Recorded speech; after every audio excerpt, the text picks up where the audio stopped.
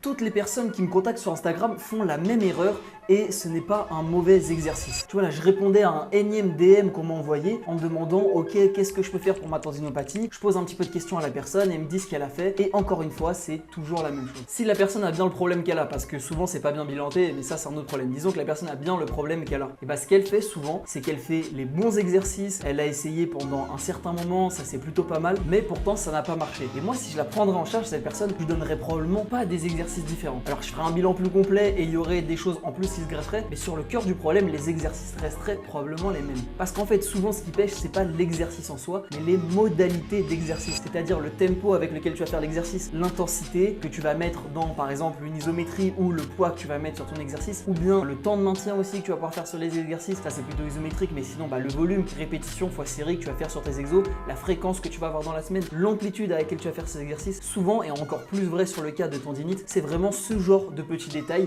et ce genre de modalité qui va jouer. En fait, c'est pas sorcier, il n'y a pas besoin d'exercices de fou sortis de je sais pas quel tréfonds d'Instagram, de l'autre enculé qui t'a sorti des exercices que tu n'avais jamais vus. Ça change rien. La problématique souvent, c'est que les gens ont manqué de minutie. C'est quelque chose où il faut être minutieux, faut croire en le processus pendant assez longtemps et vraiment avoir du recul, ne pas voir juste par rapport à la dernière semaine, mais au dernier mois, voir comment ça se passe, bien monitorer avec des bonnes règles, savoir quand est-ce qu'il faut plateau, quand est-ce qu'il faut redescendre. C'est souvent ça qui pêche et pas l'exercice que tu fais.